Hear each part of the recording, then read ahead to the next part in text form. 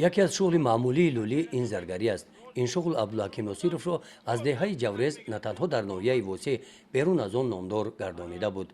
امروز تگ دالان حولی نشسته از آن روزهای نیک یاد می‌آورد. این به حد برکتش بسیار بود. یک شم ای میگفتیم 100 موده هم خیلی برکت می آورد.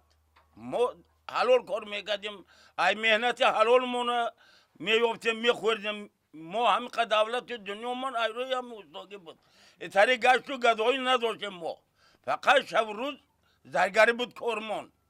در سر همین استاگمان میشتیم بسم الله الرحمن الرحیم گفته حضرت پیری داوود یاد کرده به زبانمون کلمان مانا گردانده همین کارمان پیش بردن میگرفتیم. اولادو همش همین کارا میتونن. همش میکردن، همش زرگر بود. اینا دروازه کمونیسم زرگر بسیارای.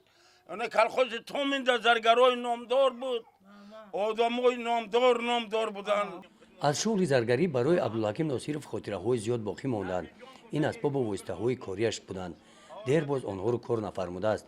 زمان قلف گریبان، دستپانه و گردنبند و امثال این بر این آرایشات زرگری میساخت. آرایشاتی که عبدالحکیم میساخت طلبکارانش در تاجیکستان بسیار بودند. ای خوالینگ می اومدن، ای فلخور، ای مسکوفسکی، ای رایان‌های شروع بود، ای مومنا بود، ای خوالینگ، ای بلجمون، اینا مثال ای کفتر خونه، ای امام علی، ای هر کجا می آوردن می دادن ما سوز کده می دادیم ده. صحبت ما با عبدالحکیم گرم و صمیمی میگذشت. از چهره موی سفید پی بردن ممکن بود که در خصوص شغل زرگری دیر باز گپ نزده است. دلش را گشادیم. کار من ای بابام ما یاد گرفتم، ای پیرم بابام بود. بعد پدرم زرگر بود، بابام زرگر بود. های همین اولادان ما زرگر بودیم. اکا و دخترم زرگر بود. نوبت خودشی و در خودت قطع شد تمام دیگه. انا ایما پراکنده شد رفت.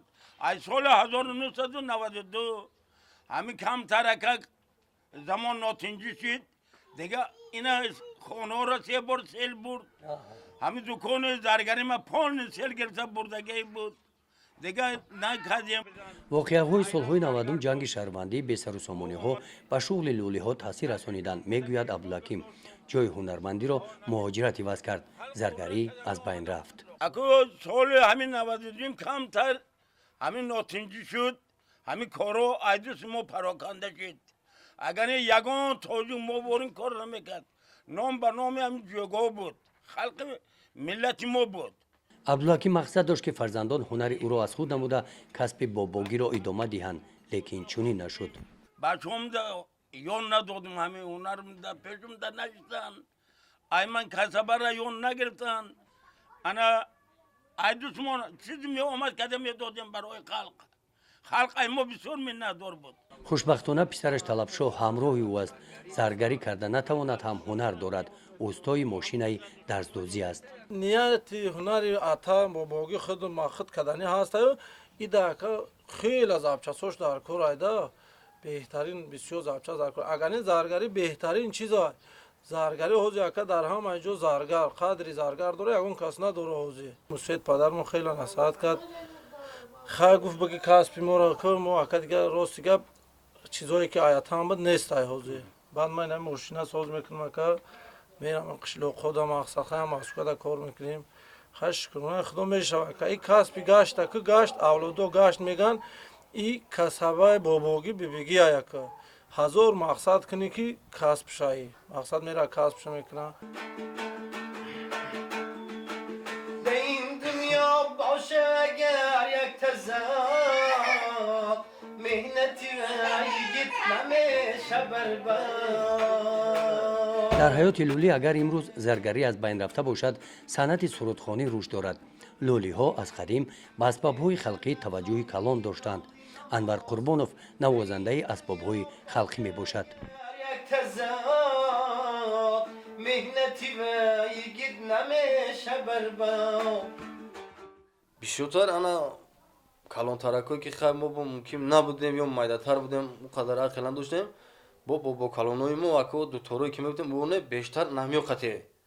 اینا بعد بخشگی میگن بابای گروغلی و اینا هم خیلی چیزا را قطعی همیون مینواختن و میخوندن اکا. اینا بعد ҳасон на буромад на дутори чӯ шуд баъд қишлоқҳои мода мардумои мо гирифтан агар не пеш ҳамин хати якаввал мехондан гурғулӣ ҳам мехондан гуруғлӣ мехондан акаҷон бештаринам отамушон мехондан бобо калонумон ина амакиём пештар буд аму одамое ки амура гӯш мекардан ака калонсоло ки буданд мисол хелан одамои калонсоло ки ба аму музикаю аму сурудое ки аму гуруғлиро мехондан ӯ гӯш мекардан ҳози ҳама бачаҳое ки навромад мондагианд мисол ина бачаҳои ёшан ака намефаҳманд ки дар бораи чӣ рафтесан оё чӣ мехонанд агар не худоро шукр мусафеди отам мехона ака мехона ина амаким бобои зоир меган ӯ ҳам ина ҳоҷиа ӯ ҳам гуруғли сароя бисёр назм сароя ака назм мехона ҳози ҳама одам мухлис нест ҳам барои гуруғлӣ гӯш кардан мухлис нест анвар дуторо хуб навохта метавонад бо дутор сурудаҳояшро дар бисёр шаҳру ноҳияҳои ҷумҳурӣ сароидааст мухлисонаш дар хуҷанд бисёр ҳастанд ман ака беғарзаи асбоб ина бо дуторои дароз хоб ина бо рибоб меган дуқуша айвая менавозум ака хоб ина бо ямаха менавозум шукронаи худо ҳамаи ҳунара айҳудаш иншоалло ба амри худо мебурам ака хай касби худодод бештар ман ягон ҷуда шогирдам наистодам ман ҳамин қадар ки бари отам да шиштамон нигоҳ кардам ҳамиёра омӯхтам ҳамиёра иншоалло ба амри худо айхуд кардам ҳамаи ҳамин асбобро айҳудаш буромада метавонам истод